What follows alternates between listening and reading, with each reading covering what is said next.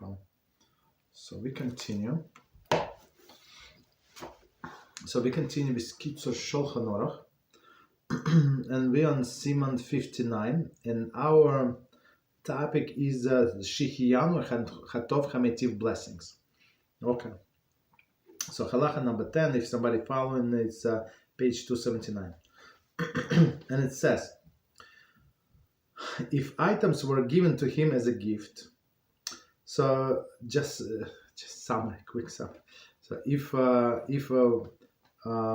person received the good news, right, or he did a purchase, something, so he would say Shehecheyanu, and this news or this purchase, whatever makes him happy, he would say Shehecheyanu. But if several people would benefit from that, so we say Hatov Hametiv. Okay, so just a quick summary.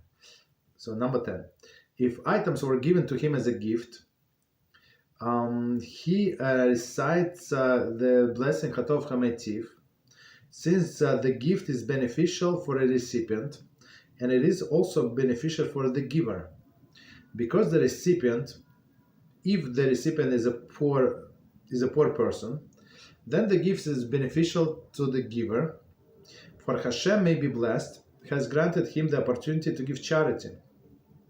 And even the recipient is wealthy, the giver is pleased that this wealthy person has honored him by having accepted a gift from him. Okay. So let's, of course, there are commentary, and it's very, very connected to what we said yesterday in our class about tzedakah and mussar. Very interesting question was asked. Very interesting. So one more time, and we're going to explain and connect, of course. The items, if the items were given to him as a gift, right? So he recited the blessing Hatov Hametiv. So again, Hatov Hametiv meaning that more than one person benefits. So in this case, who is benefited? The receiver and the giver. Very interesting. Commentary: one does not recite the blessing upon receiving a gift of cash, since it is very embarrassing for a recipient to be dependent on another gift of money. Okay.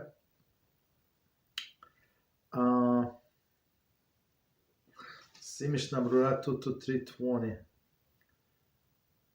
I mean, but people give gifts in money. They're not because somebody is like a great need, but I don't know.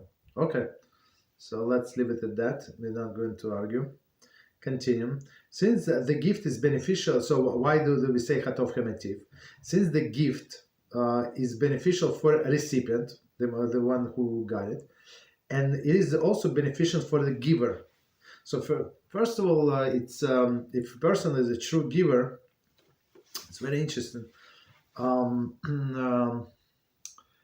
are obligated to acquire or strive to acquire these traits as HaShem.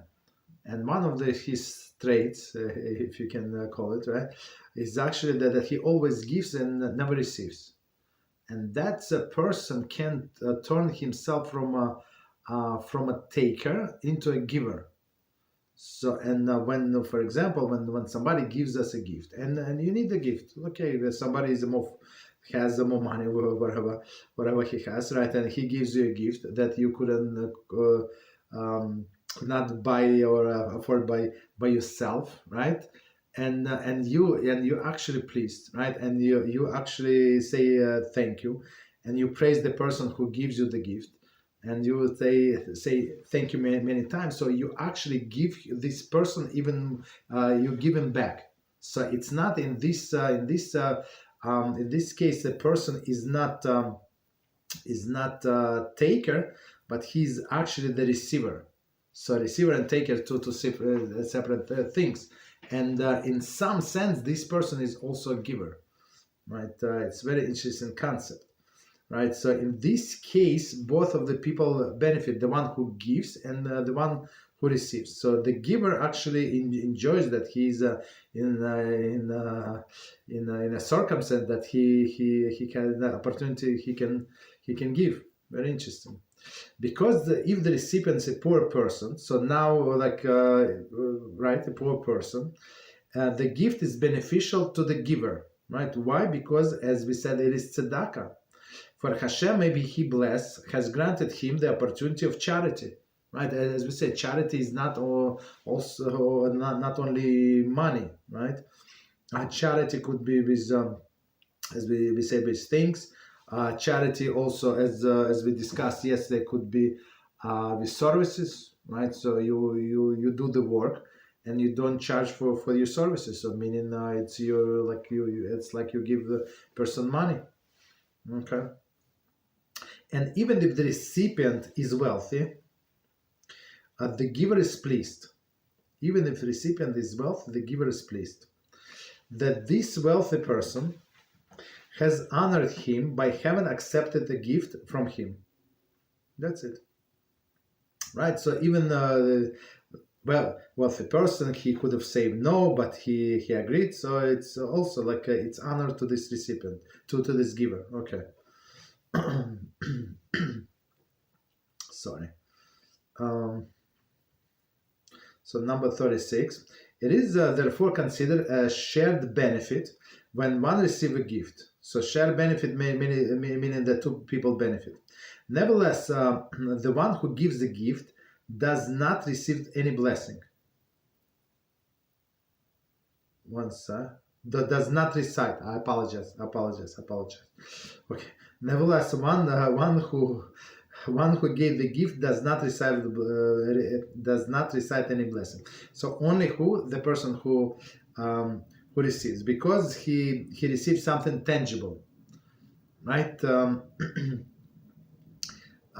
This person that gives, he receives some satisfaction. So I think everybody not everybody, but most of the people like to give gifts. And that's why we're going to learn in Hilchas Yom Tov. It's actually allowed to give a gift on Yom Tov, right? Why? Because it's a bring person pleasure, gifts, right? But the Shabbos it's not allowed to give the gifts because it is like a business transaction. Okay. Continue. According to many other authorities, however, the Hatov HaMeitiv blessing it is cited only when there is a shared tangible benefit. Okay. One more time. According to many authorities, however, the Hatov HaMeitiv blessing is recited only where there is a tangible benefit, shared tangible benefit, meaning that the two people benefit physically from this event. But in this case, in this specific case that Kitzur describes, one benefits physically and another benefits spiritually. Okay. The satisfaction of giving charity or honor of a wealthy person accepting his gift is not considered tangible benefit. Exactly. In such a case, the blessing Shehecheyanu, not Hatov HaMeitiv, is appropriate. Okay. So it actually says by Mishnah Brura 223:21. So and that's then how we paskin. Meaning, if somebody is giving you a gift, so the bottom line, after what we said, they're giving you a gift, so you say Shehecheyanu because you got it. Of course, if it's a gift for, it's going to share by your family, you say Hatov HaMeitiv, like they gave you a food processor or something. The whole family is going to eat from the food prepared by this food processor, right? Okay, so we say Shehecheyanu. Continue. Number 11. Upon new Torah books that one purchased, one should not recite Shehecheyanu blessing, for the mitzvahs were not given for the Jewish people to purpose of to derive and benefit from them. Okay, we would have to explain that. So let's read it again. Upon new Torah books that one purchased, and me personally, I like to buy books. So I always have to hold myself back from not to buying books because it's not proper to have too many books that you don't read. That's not good idea. Okay, if you like in the process of reading, that's good. But otherwise, it's like a person bringing a case against himself. Right? There are so many books that unread, and it's if a person did not have money, it's one thing, right? But if a person already bought these books and they're standing on a shelf unread, right? And he's or she's doing other things, I don't know, whatever important things instead of reading these books. That's a problem. And I saw people buy the whole set, and people who never learned in their life, and they say they tell me there is a big sale, or I told them there is big sale in Art Scroll, so they say I want to buy the whole set of Gemara. I said, don't buy the whole set of Gemara if it's very cheap. So I'm going to tell you what to buy. Buy 1, 2, 3, whatever, 4 tops, but even 4 don't buy. You understand? Buy only 2, and when you finish after a year or 2, or I don't know how many years, if you even start, right? So that you buy additional. Otherwise, it's like if it's only standing on your bookshelf, not good idea. Even if it's much much cheaper if you buy the whole set, don't do it. Okay. Okay. So continue. So actually, from the beginning, when upon new Torah books that one purchased, one does not recite Shehecheyanu blessing. Does not. Okay. Why? For the mitzvahs we are not given Jewish people to purpose of deriving benefit from them. Okay, so let's see what does it mean. Number 37. Shehecheyanu is recited to thank Hashem for enjoyment that comes from acquiring the item that provides tangible benefit. Now the mitzvahs that given to Jewish people as a responsibility, not the purpose of deriving benefit from them. Therefore, any benefit derived from the performing a mitzvah, such as learning Torah, is not considered a benefit upon which the blessing should be recited. According to some authorities, however, one should recite Shehecheyanu when acquiring the new Torah book that he was striving to acquire, since the blessing is recited not upon the mitzvah use, but upon the acquisition, and he is happy to have to have acquired it. Therefore, one need not object to those who choose to recite the blessing. Mishnah Berurah 2-3-13. Okay, so let's read this commentary again, and we're going to explain what it says here. It's very interesting. So again, Kitzur say on the Torah books you don't say the blessing because you cannot derive benefit from learning of the Torah. Okay, so let's see. 37 from the beginning, and we're going to explain. Shehecheyanu is recited to thank Hashem for enjoyment that comes from acquiring an item providing tangible benefit. So somebody gave you a scarf, or somebody gave you, I don't know, some whatever they gave you this food processor. Okay, you can use it at your kitchen, no problem. So that's tangible benefit. So that's when you say Shehecheyanu. Now, the mitzvahs were given to Jewish people as a responsibility, not for a purpose deriving benefit from them. So Torah mitzvahs were given to us to perform, not to derive benefit. What is the Torah benefit? Charge money for that. That's deriving benefit. So of course we paying people as a compensation for their mitzvahs. For example, I cannot write myself mezuzah, right? So I need somebody else to write the mezuzah for me. So is it a mitzvah to write mezuzah? Absolutely, 100%. Can I write? Probably not, but he can. So I have to pay him like some kind of compensation for his time. So I'm not paying him for writing on the mezuzah, of course, because he should not charge, right? But he should not derive benefit. But maybe for his scroll, right? So he sell me he buys or makes his own scroll, and he charged me for all of this money for this scroll, and he writes all of these writings for free. That's would be allowed, right? Not to derive benefit, or the Torah scroll, or whatever things they do, or tefillin. Okay. Okay. So that's one more time. Now the mitzvahs were given to Jewish people as responsibility, so that's what we must do, and not for the purpose deriving benefit from it. not to make money. That's why Rambam said that it's improper for a person to charge money for for Torah, for teaching Torah, okay, or for learning Torah, right? But of course today is a little different, and we know that there are many callers and people learn and receive salary, and it's absolutely appropriate. But Rambam, it's not according to Rambam. Rambam was very against.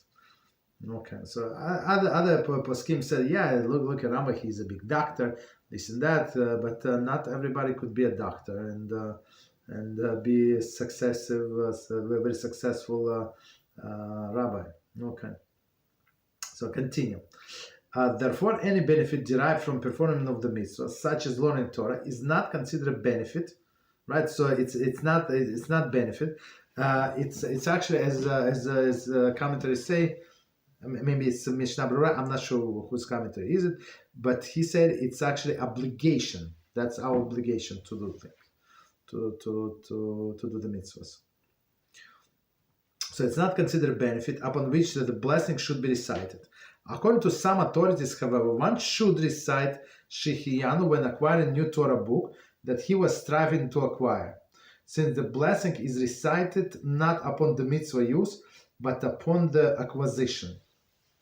So, and that's for example, I'm waiting for some for a few books for Art Scroll to deliver. So maybe they're in plans, but I have not seen, right? And Scroll. So I like to see their commentary on those books. So there are a few books. I'm not going to mention what books, it's irrelevant. They are available, but without commentary, just a text. So unless you're a huge genius, yeah, this text is good. Even sometimes it's very simple text, like I don't know, like very, very straightforward.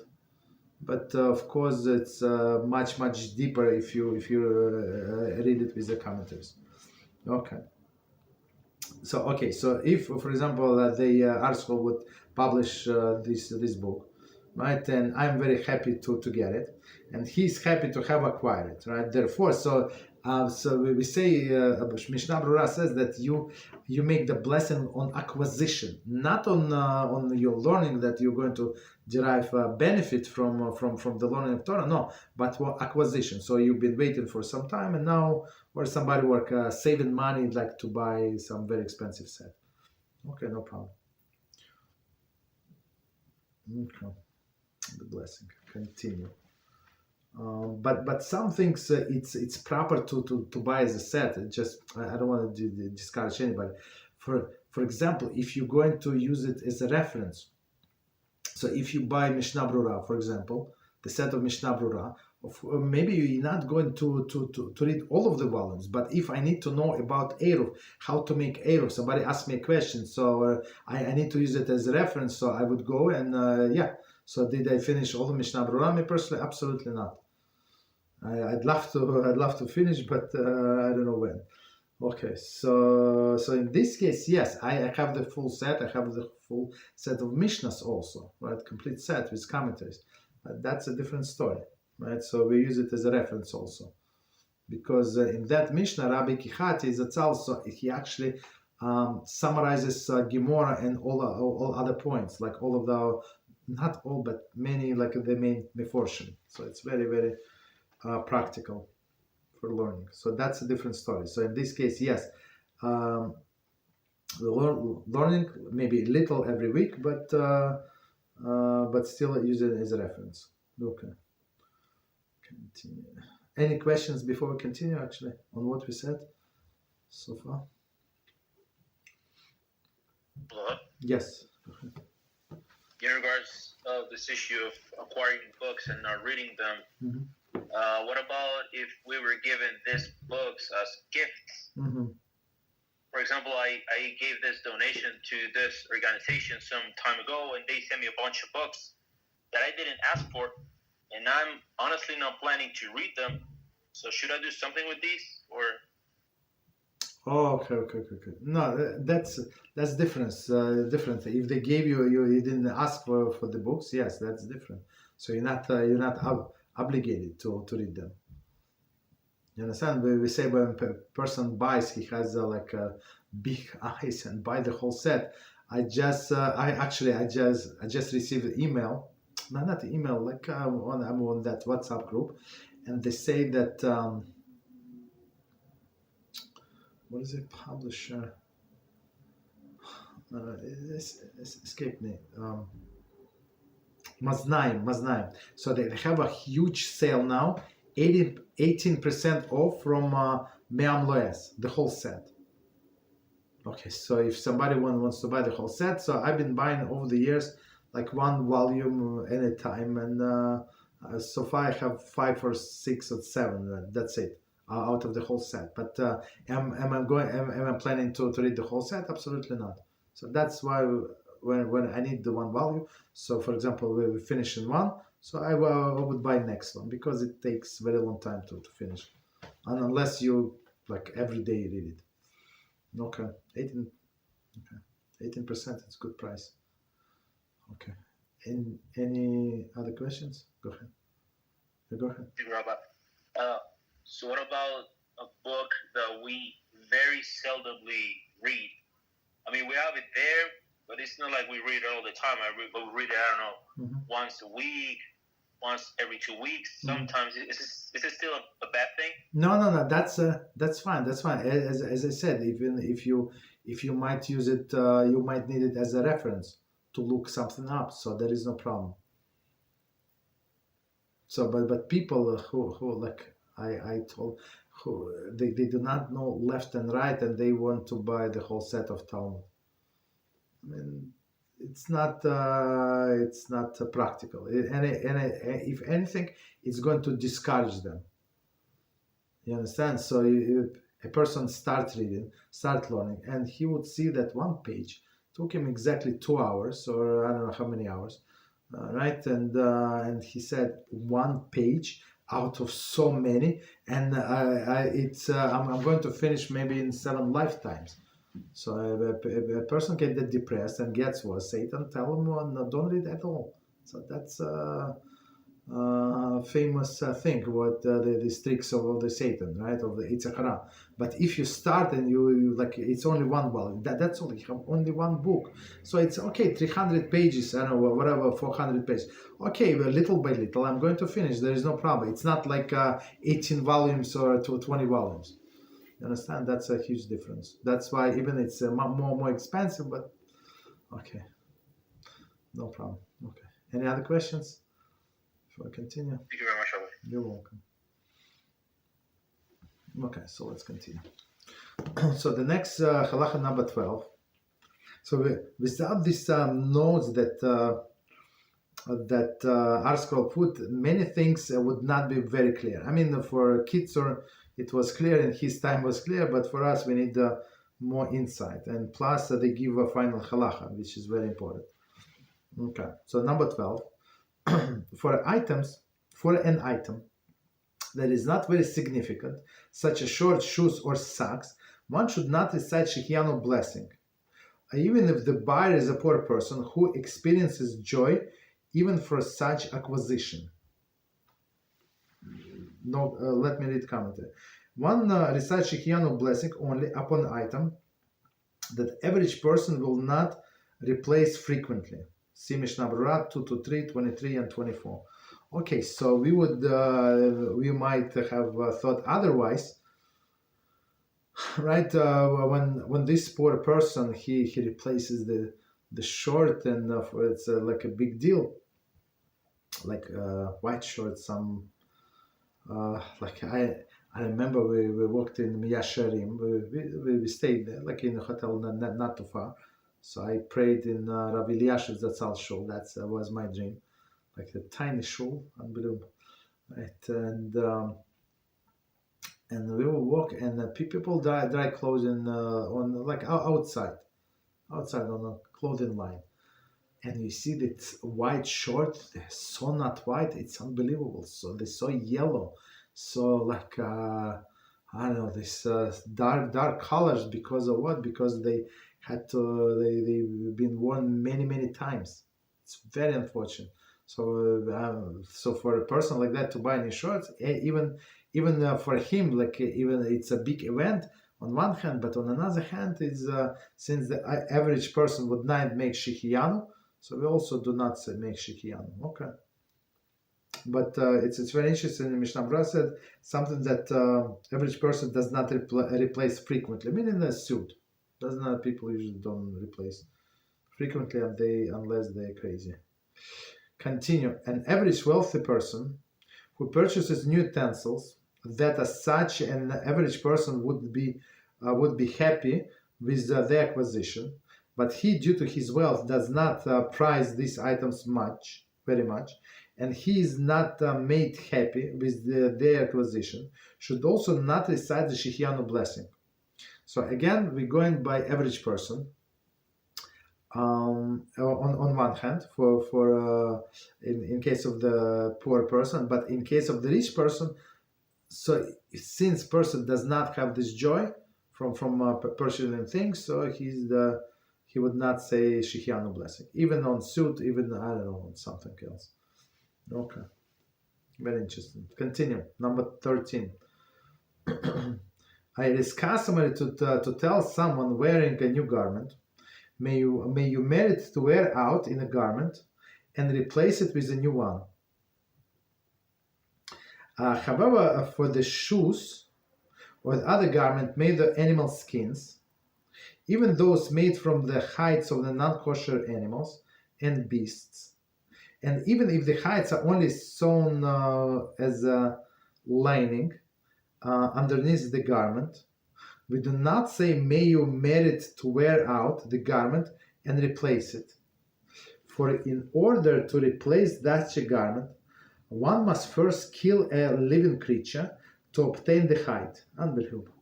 And it is written, Tehillim 145:9, and his mercy upon all his works. Of course, there are commentaries. So let's do from the beginning and we try to understand. Very deep halacha. You see how it's all concerning even living creature, even non-kosher, right? So one more time, it is customary to tell someone wearing new garment, you may merit the wear out his this garment and replace it with a new one. So it's actually a big blessing. So not right. So you would live like a long life and merit to wear the garment and merit to have more money, like and replace because this is old and you want to buy a new one. So that's what my grandmother said, something like you should wear in good health and tear in good health, meaning so you can throw out the garment, but you still should be healthy. So that's same concept. Right, so that's a good wish to a person. However, shoes or other garments made of animal skin. So and it's very, very, very famous question. So if you are allowed to buy a belt, right, leather belt from non-kosher animal, there is no problem whatsoever. You're not going to eat the belt, right? Or shoes. You don't have to check from what animal they're made, right? If it's leather, okay.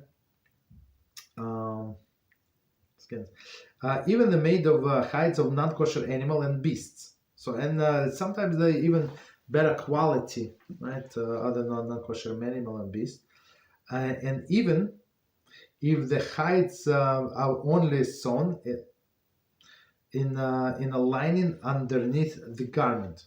So I'm not sure in which case it would sewn in a lining underneath the garment, but okay, well, whatever the case is, doesn't matter. We got the point. Meaning, if it's not even outside, it's something like hidden inside. That's the point. We do not say, may you merit to wear out this garment and replace it. Okay, why? Because in order to replace it, you will need to kill more animals, right? One first kill a living creature to obtain the hide, and it is written. So we have to have if Hashem has mercy, right? So we have to learn from His behavior and also be merciful. And it says, and His mercies. It's actually 145. It's Ashrei Yoshua, right? and his mercies are on all his creation, or on all his works, Commentary. Since God extends mercy to all his creatures, we do not express a blessing in this manner, since it would amount to a blessing that its animal be killed. So of course we don't say blessing on the animal. We don't want the animal to be killed. I mean, but since that's why they were created, so that's a different story. But to wish for an animal to be killed, that's a little too much. Okay, that's very deep idea. Any questions on what we said so far? We continue.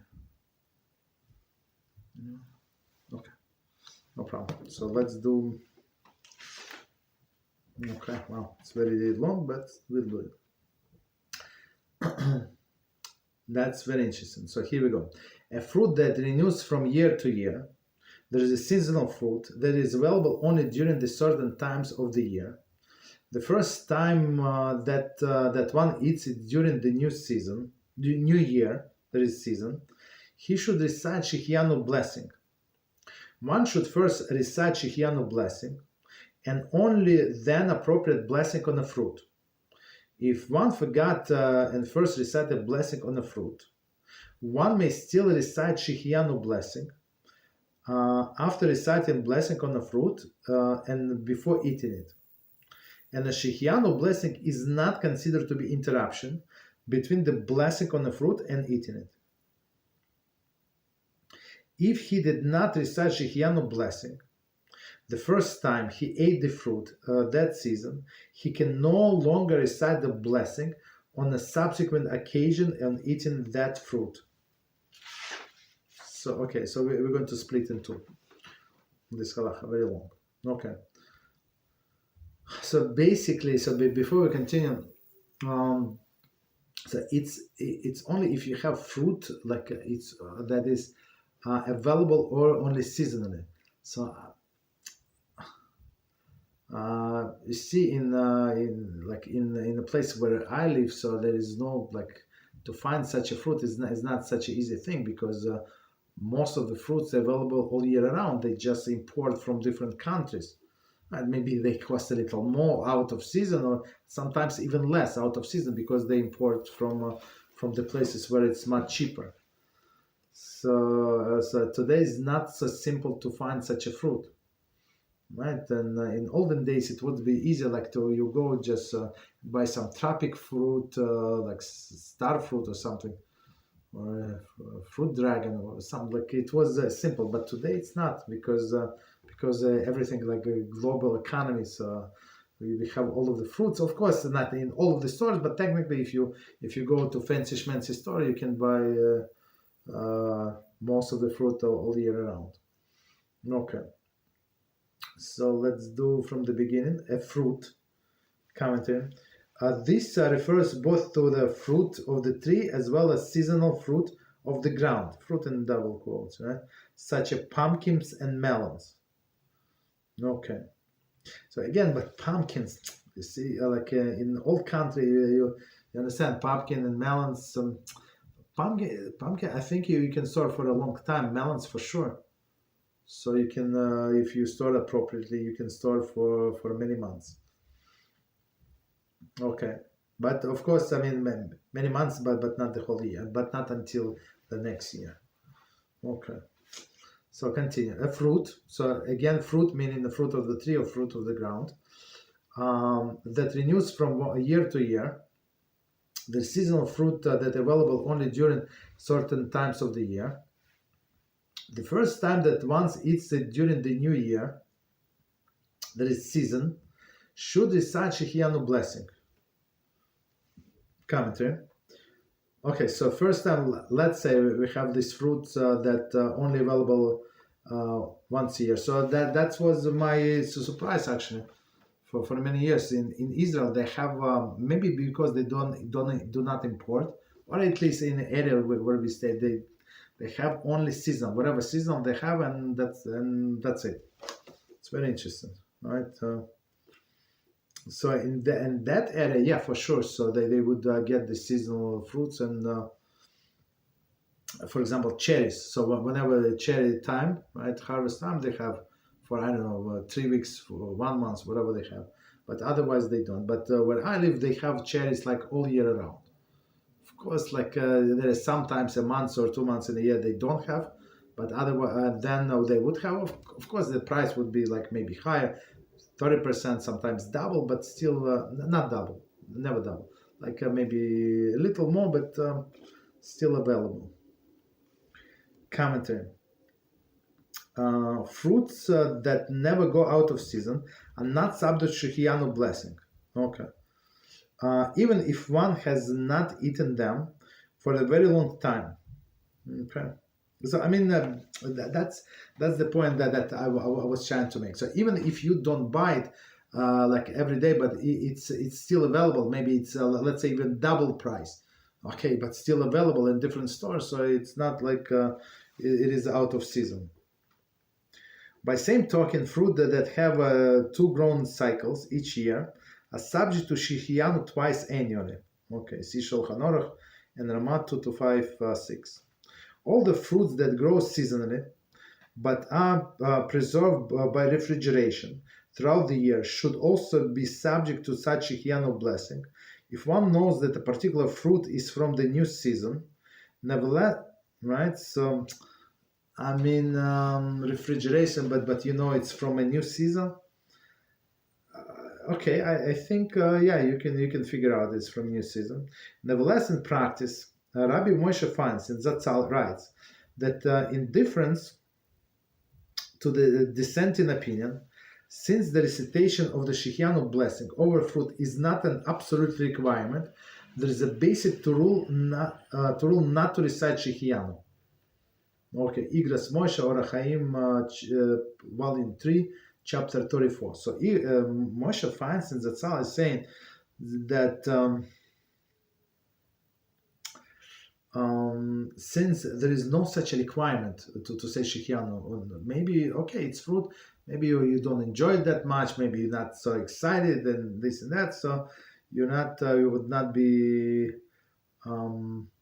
be required to say Shehecheyanu. So some people go crazy, for example, for second day Rosh Hashanah, all right, to say to buy a new garment, this and that, and to say to have a special fruit on Pesach. Like our sages say, even if you don't have anything, and so you right, and you need to say Shehecheyanu. It says clearly in the Siddur you have to say Shehecheyanu, not on a fruit, not on this. So when you do Kiddush, you say Shehecheyanu. Period. That's the bottom line halacha. If you have fruit, for example, some seasonal fruit, yes, you can say, but otherwise, not necessary. And some people they do like somebody complained to me, like I said, don't buy it. Of course, they bring this fruits from islands, I don't know, like some exotic fruits. They charge a lot of money, like $10, like for a fruit, $7 for a fruit. I mean, if you want to buy, you buy, but there's no such obligation. Okay, they can charge whatever they want. Okay. Continue. According to Rabbi Moshe finds in Igras Moshe Orach Chaim 2, chapter 58, it may be inappropriate to recite Shehecheyanu upon a fruit that was originally produced by grafting two species, halachically prohibited acts. Where did we learn about grafting? I don't remember. Therefore, one should exempt it by reciting Shehecheyanu on another fruit eaten at the same time. So grafting, it's like, I don't know, too many like that were grafted. Like, what is it? This kiwi was grafted, right? Or some other things were grafted. But other fruits, maybe they do, like when they make different species. I guess they graft. Maybe they do some on DNA level. I'm not sure how they do it. Okay. So, but Moshe finds that Tzal said, we don't recite Shehecheyanu on these things. Okay, because it is actually forbidden to do so. It's like Hashem was deficient; he could not make, and now you are trying to help Hashem how to to do all of these things. Okay, so 41. Continue. Continue. One should first recite. So okay, so let's say you have this star fruit, whatever you have the fruit, right? One should recite this Shehecheyanu blessing, and only then appropriate blessing on the fruit. So that's Borei Pri Ha'etz, for a fruit, Borei Pri Ha'adama on the vegetables. Okay, so first you say Shehecheyanu, then you say blessing on the fruit, and then you eat. Okay. And as just a reminder, I know it came to my mind. So it's proper to say the blessing on the complete fruit, right? And then of course you need to cut it. There is no problem. Of course it must be washed and it must be all prepared. But then you say the blessing on the complete fruit, and only then you cut it, and of course quietly, and it's not considered to be interruption, and you eat. Okay. Continue. So don't cut it and make the blessing on a piece. If one forgot to first recite the blessing on a fruit, he may still recite Shehecheyanu blessing after reciting the blessing on a fruit and before eating it. So here's a person forgot, so he said the blessing Borei Pri Ha'etz, right, on this star fruit, and then say Shehecheyanu. So since Shehecheyanu is needed for this action of eating, right? Otherwise, he would not be able to say. So there is no problem. It's not considered to be interruption, right? It's not considered to be interruption. Why is that? Commentary. Generally, one may not interrupt at all between the recitation of blessing upon the food and eating the food, right? As we said before. Did we? Yeah, we said before.